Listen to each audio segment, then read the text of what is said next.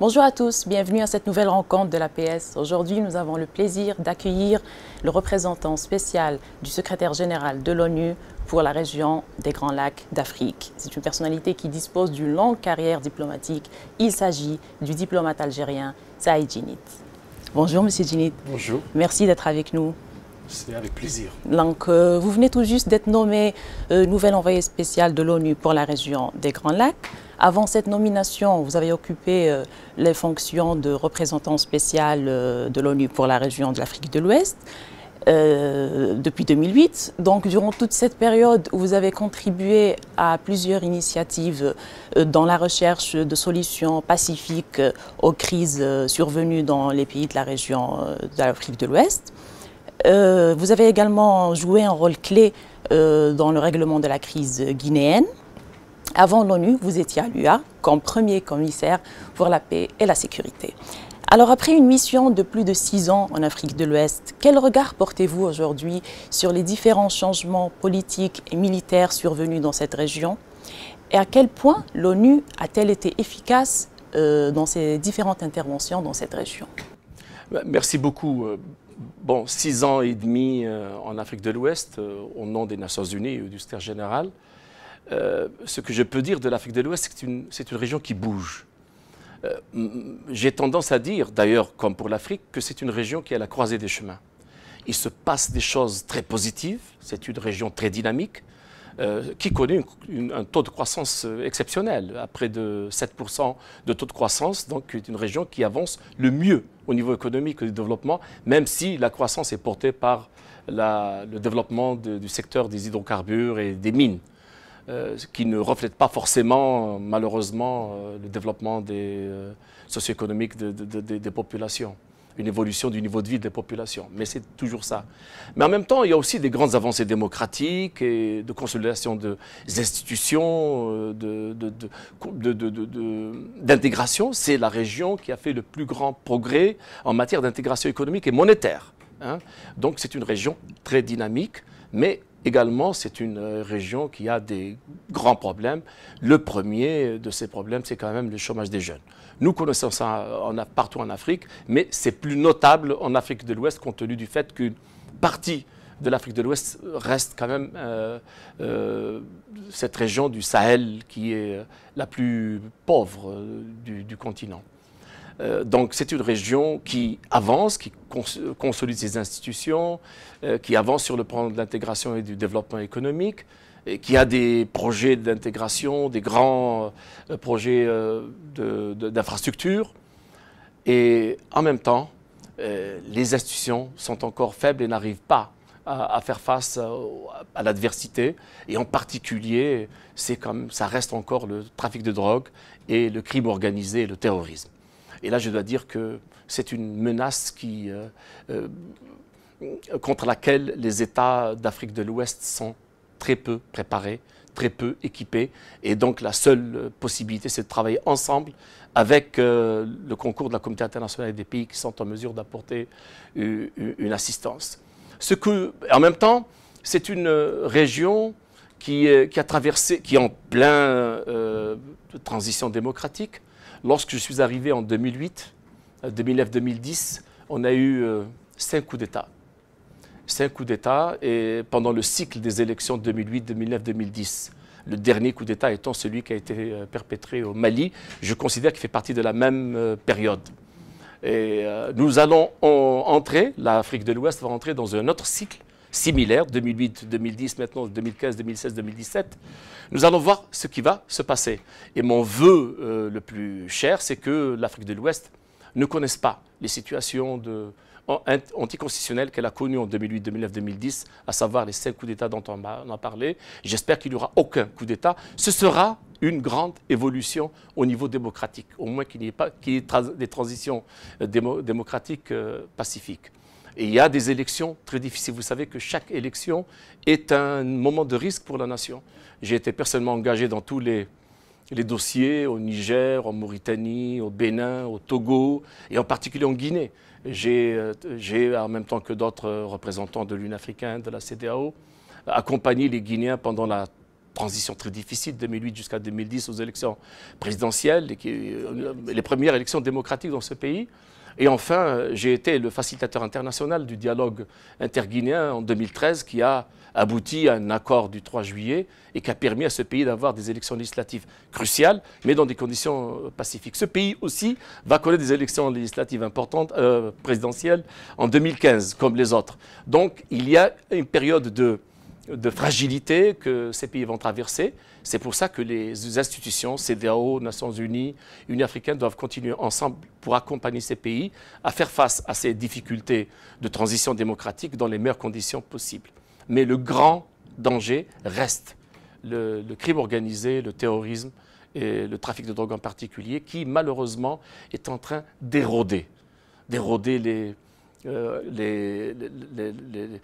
les institutions, d'affaiblir les institutions des États et de porter préjudice gravement à la crédibilité et à l'effectivité de ces institutions et en particulier de l'État. Je suis parmi ceux qui croient profondément que la démocratie est une bonne chose. Nous sommes engagés dans la démocratie. De toute façon, il va falloir le faire en fonction des réalités sociales et économiques et politiques de chacun de nos pays. Nous y sommes engagés, mais je crois que le défi le plus grand, c'est de mettre en place des institutions de l'État fortes et démocratiques.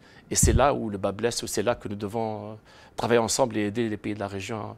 Ce que font les Nations Unies, c'est ce que je vous ai dit à l'instant. Je crois que nous avons été très utiles en travaillant étroitement avec l'Union africaine, la CEDEAO, à essayer de prévenir des crises. Et je crois que nous avons, sur le cas du Mali, du Niger, des costes électorales, on a évité vraiment des situations très difficiles et des violences qui auraient pu facilement déboucher sur dégénérer en conflits fratricides du genre du Libéria et de la Sierra Leone. Lorsque j'étais engagé dans la négociation en Guinée sur les élections législatives, le risque était grand, senti par les partis guinéens eux-mêmes, qu'ils s'engageaient sur la voie de la Sierra Leone. Vous imaginez les conséquences d'un conflit fratricide comme la Sierra Leone n'a pas fini de se relever de ce conflit depuis les années 90. Donc oui, nous sommes au jour le jour avec l'Union africaine, la CEDEAO, accompagnant et soutenant les efforts des États et des peuples de la région pour assurer au mieux des intérêts des peuples, leur transition démocratique et politique et économique. Très bien. Dans le cadre de votre nouvelle mission dans la région des Grands Lacs d'Afrique, quels sont les enjeux et les défis qui se posent actuellement à l'ONU? Écoutez, vous savez que cette région des Grands Lacs, je connais le problème pour en avoir traité, pour avoir été impliqué dans les processus depuis les années 90, c'est autour de la problématique du Congo, de la République démocratique du Congo, et de l'Est du Congo en particulier, et du Rwanda. Un pays où il y a eu un génocide, donc c'est un pays particulier. Lorsque vous avez eu près d'1 million de personnes qui ont été tuées uniquement sur la base de l'ethnicité, avec un passé humanitaire très lourd, très lourd. Donc quand on sort de cette histoire, la vision d'un pays comme le Rwanda évidemment est une vision particulière pour sa sécurité. De la même façon, un pays aussi vaste et aussi riche que le Congo, sa gouvernance est un problème difficile. On a l'habitude de dire qu'un État, c'est la conjonction d'un territoire, d'une population et d'un gouvernement effectif. Il y a souvent des territoires, sûrement des populations. On n'est pas toujours en mesure d'avoir des gouvernements effectifs dans les pays africains. Et c'est un pays, comme d'autres en Afrique, qui a des difficultés à mettre en place des dispositifs de gouvernance locale en mesure de soutenir l'unité et la stabilité de ce pays. C'est un pays qui a aussi une histoire tourmentée depuis l'époque de Mobutu et même avant. Et c'est donc c'est en fait, il y a, dans les années 90 et au-delà, on a réfléchi à mettre en œuvre un pacte de stabilité dans la région autour de la problématique de la conférence sur la stabilité, la sécurité, le développement de la région des Grands Lacs, qui a été ensuite porté dans le cadre du projet en 2004-2006 de cette grande conférence qui s'est constituée.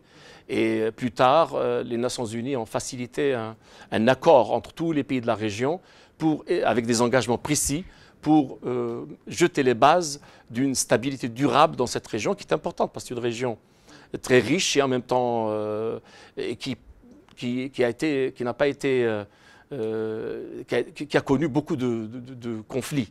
Donc il s'agit de contribuer avec l'Union africaine et les autres institutions régionales à stabiliser de façon durable cette région. Très bien. Le terrorisme, le crime organisé, la piraterie, l'instabilité politique, ce sont toutes des conditions très préoccupantes pour la région du Sahel, et notamment au Nigeria. Selon vous, quel rôle doivent jouer les institutions régionales et internationales, ainsi que les pays voisins, pour aider les pays de la région du Sahel à surmonter cette situation? Écoutez, je pense franchement que la stabilité et la sécurité dans la région du Sahel est d'abord la responsabilité des États de la région. Les organisations régionales et internationales ne sont là que pour aider ces pays de la région à travailler ensemble et à faire face à l'adversité commune. Absolument. Ce sont les États qui ont la légitimité, la capacité, les moyens, qui doivent se doter des moyens pour faire face. Les Nations Unies, l'Union africaine, la CEDEAO et d'autres organisations régionales sont là pour jouer un rôle de catalyseur et de facilitateur. Ils ont une certaine légitimité pour amener les pays à travailler ensemble. C'est ça la valeur ajoutée des organisations internationales. Et nous essayons de le faire. Nous essayons de le faire. Mais la responsabilité reste celle des États. Et c'est de ce point de vue que nous nous réjouissons des nombreuses initiatives prises par les Nations Unies, par les pays de la région, pour mettre en commun leurs moyens. Et je crois que le Sahel est une poudrière. C'est vraiment une poudrière, notamment après la crise libyenne, avec le flux, malheureusement, d'armes et d'hommes armés dans la région, qui s'ajoutent aux armes qui existaient dans la région depuis les années 90. Il ne faut pas oublier. Et tout ça fait de cette région une région explosive. Et c'est pour ça qu'il est important que des pays comme le nôtre, comme l'Algérie, prennent des initiatives avec les pays de la région avec le soutien des Nations Unies, des autres institutions régionales, pour mutualiser les moyens des États pour faire face à ce fléau du terrorisme et du trafic de drogue. Le trafic de drogue est la grande matrice du crime organisé. C'est autour de ce grand trafic que s'organisent les autres trafics. Il y a des synergies entre les différents secteurs du crime organisé, entre le trafic de drogue, le terrorisme, la traite des êtres humains, le trafic d'êtres humains. Et donc, c'est pour ça que je pense personnellement qu'un pays comme l'Algérie, vous avez cité aussi le Nigeria, c'est un grand pays, le pays le plus peuplé, l'économie la plus forte d'Afrique, et pourtant aujourd'hui est en très mauvais état. Voilà, le Boko Haram, je suis actuellement le haut représentant du secrétaire général pour le Nigeria en relation avec la situation de Boko Haram et des jeunes filles qui ont été enlevées. C'est dramatique et j'ai fait 3 visites dans ce pays et on reconnaît à peine la capacité de ce pays parce qu'ils sont vraiment désemparés face à la nouveauté, à la férocité de Boko Haram. Et là aussi, je me rappelle les années 90, lorsque l'Algérie était confrontée à ce même fléau, et que beaucoup dans la région pensaient que c'était un problème qui concernait l'Algérie seule. L'Algérie essayait de régionaliser, d'internationaliser en disant que c'est un problème qui nous touche tous. Et à l'époque, il n'y avait pas beaucoup de répondants. Aujourd'hui, le Nigeria, et je discutais l'autre jour avec un ancien ambassadeur du Nigeria qui était ici à Alger pendant les années de terreur, et qui, tout en étant solidaire du peuple algérien et du gouvernement à l'époque, pensait que son pays était loin d'être concerné par ce terrorisme. Et aujourd'hui, le Nigeria souffre au quotidien des actions et des actes barbares du terrorisme. Et il se réalise enfin que c'est un problème régional. Et malgré les moyens du Nigeria, ils sont franchement dépassés donc ils mettront du temps à se préparer comme il se doit. Et je crois qu'ils sont en train de faire des efforts. Et je pense, puisque vous avez évoqué le Nigeria et j'ai évoqué l'Algérie, je pense personnellement que la stabilisation du Sahel passe par la coopération régionale, on l'a dit tout à l'heure, et je pense qu'un pays comme l'Algérie et un pays comme le Nigeria ont une responsabilité particulière. Et je suis de ceux qui pensent qu'un axe Alger-Abuja doit pouvoir être actionné lorsque le Nigeria évidemment se relèvera de cette épreuve. Je pense que ces deux pays ont vocation à jouer un rôle avec d'autres dans la région. La Libye est malheureusement dans un état pitoyable, mais lorsque la Libye se relèvera aussi, elle aura une responsabilité. Mais je pense que c'est deux pays qui ont une responsabilité particulière et j'encourage ces deux pays à travailler ensemble, à avoir une vision pour la stabilité dans la région. Dernière question, M. Djinnit. Le dialogue inclusif intermalien parrainé par l'Algérie se poursuit actuellement à Alger pour un règlement définitif de la crise dans le nord du Mali. Selon vous, quelles sont les chances de la réussite de ces discussions? Vont-elles enfin aboutir à mettre un terme définitif à la crise au Mali et à des solutions durables? Et comment qualifiez-vous le rôle de facilitateur joué par l'Algérie dans ce cadre? Je crois que personnellement, je pense que les chances de succès sont très grandes. Et en particulier cette fois-ci. D'abord parce que l'Algérie connaît très bien le dossier.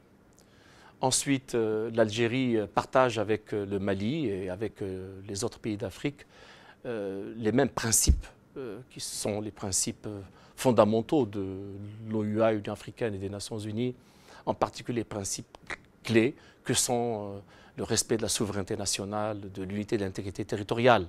Donc c'est déjà un gage de l'attachement de l'Algérie à des principes. Et vous savez qu'une négociation doit être toujours adossée à des principes. La négociation n'est pas c'est pas une négociation comme on négocie dans les affaires.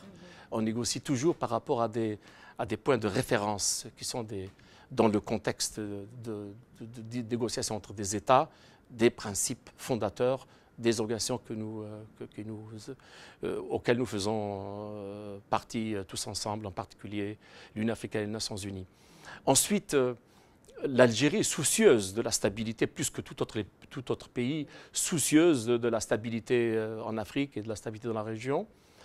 Parce que si je crois, pour connaître bien ce pays qui est le mien, tout simplement parce que ça fait partie de ces principes de base de la diplomatie algérienne et de la constitution de l'État algérien. Et ensuite parce que c'est dans l'intérêt de l'Algérie que le Mali, que le Niger, que la Mauritanie, que la Libye, que la Tunisie soient des pays prospères et stables. Voilà. Et donc tout ça, ce sont des gages de fond. Ensuite, il y a la connaissance du dossier que l'Algérie, quand même, depuis les indépendances, l'Algérie a appuyé le Mali dans la recherche d'une solution durable à la crise du Nord. Il y a aussi un savoir-faire et un talent que l'Algérie a développé et je crois aujourd'hui qu'il connaît la plénitude de ça. L'Algérie a montré aujourd'hui toute la capacité de son savoir-faire et qui se déploie à Alger actuellement, d'autant plus. Et je crois que c'est ça la nouveauté. L'Algérie a fait de cette rencontre d'Alger une rencontre inclusive. Inclusive d'abord parce qu'inclusive des Maliens eux-mêmes et des Maliennes, puisque toutes les parties prenantes du conflit sont présentes à Alger. C'est très important pour des gages de succès pour la suite. Et ensuite inclusive parce que toutes les parties régionales et internationales sont également présentes à Alger comme observateurs pour suivre un peu les négociations et pour pouvoir aider. Et je crois que c'est très important. Et je suis très confiant dans les chances de succès des négociations actuelles à Alger. En ma double capacité de représentant des Nations Unies pour la région de l'Afrique de l'Ouest, mais aussi en tant que national algérien, je fais confiance au savoir-faire de l'équipe qui travaille actuellement avec les ministères des Affaires étrangères, en particulier le ministre Ramtan Lamamra et son équipe multidimensionnelle de tous les départements qui le soutiennent. Et je crois qu'ils sont conscients des enjeux et j'espère que nous aurons rapidement de bonnes nouvelles du lieu des négociations et ça ne sera pas fait forcément en quelques jours, mais je crois que cette fois-ci l'Algérie tient le bon bout et le Mali et je suis très content de cette initiative prise par l'Algérie. Très bien. Merci, Monsieur Djinnit. Nous arrivons au terme de cet entretien. Merci beaucoup d'avoir accepté l'invitation de l'APS et d'avoir répondu à nos questions. Merci beaucoup. Merci à vous de nous avoir suivis. On se retrouve dans d'autres débats de l'APS. À bientôt.